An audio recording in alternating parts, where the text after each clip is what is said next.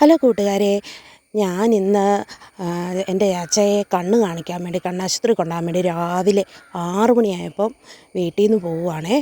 അപ്പം പൈകി വീട്ടിൽ പോകണമെന്നും പറഞ്ഞുകൊണ്ട് മീനാക്ഷി എൻ്റെ പുറകെ കയറിയിട്ടുണ്ട്. അപ്പോൾ രാവിലത്തെ മഞ്ഞും തണുപ്പും ഇന്നലത്തെ മഴയുടെയൊക്കെയാണ്. അപ്പോൾ നല്ലൊരു സുഖമുള്ളൊരു കാലാവസ്ഥ. പണ്ട് ഞങ്ങൾ പുല്ലുവാർക്കൊക്കെ പോകുമ്പോൾ ഇങ്ങനത്തെ കാലാവസ്ഥ പിള്ളേർക്ക് ഭയങ്കര ഇഷ്ടമായിരുന്നു.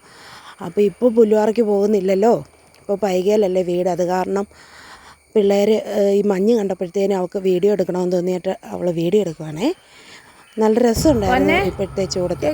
അങ്ങനെ വീട്ടിൽ വന്നു കഴിഞ്ഞപ്പോൾ പൊന്ന് തിരിച്ച് ഞങ്ങൾ ആശുപത്രിയിലൊക്കെ പോയിട്ട് വീട്ടിൽ അവിടെ വന്നു കഴിഞ്ഞപ്പോൾ അവൾ മീനാക്ഷി തിരിച്ചു വിടുകയാണ്.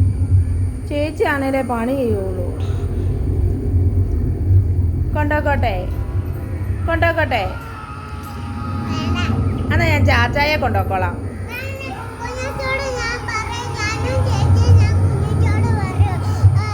എന്നാ ഞാൻ പുല്ലാച്ചിയെ കൊണ്ടോക്കട്ടെ? അതിന് എനിക്ക് ആരുമില്ലല്ലോ.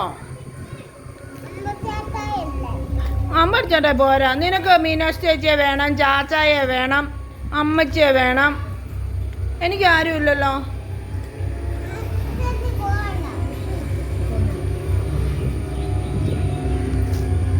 എന്നാ പൊന്നു പോരെ രാജ്യമ്മയുടെ കൂടെ? പൊന്നു വരാവോ രാജ്യമ്മയുടെ കൂടെ?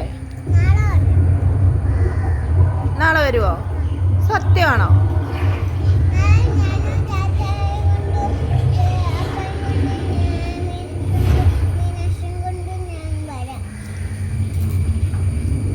എന്നതാ പൊന്നെ ഈ കാണുന്നേ?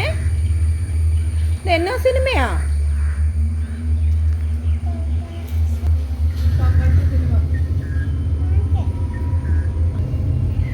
ഞാൻ മാറണോ? അമ്മയ്ക്ക് ഒരെണ്ണം തരാവോ? ആ രാജമ്മ പൊക്കോട്ടെ? തന്നെ പോണോ?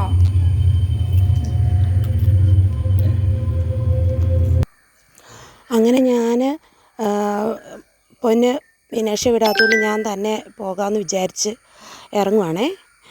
അപ്പം ആശുപത്രിയിലൊക്കെ പോയി കണ്ണി മരുന്നൊക്കെ ഒഴിച്ചതിൻ്റെ ക്ഷീണത്തിൽ ചാച്ചയിരിക്കുക. പൊന്നാണെങ്കിൽ ഞാൻ പോകുന്നതിൻ്റെ ഒരു ബുദ്ധിമുട്ടൊക്കെ അവൾക്ക് ഉണ്ട്. ആരെങ്കിലും വീട്ടിൽ വന്നാൽ പോവരുത്, അതാണ്. ഉമ്മയൊക്കെ തന്ന് എന്നെ വിടുവാണേ.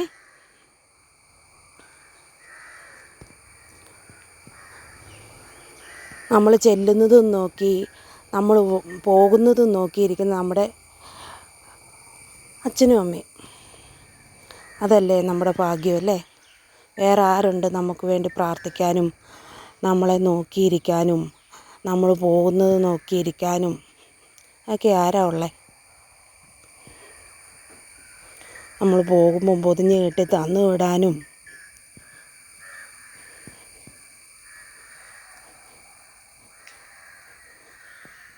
വേറെ ആരാ ഉള്ളത്? അപ്പം ഇതാണ് ഇന്നത്തെ വിശേഷം.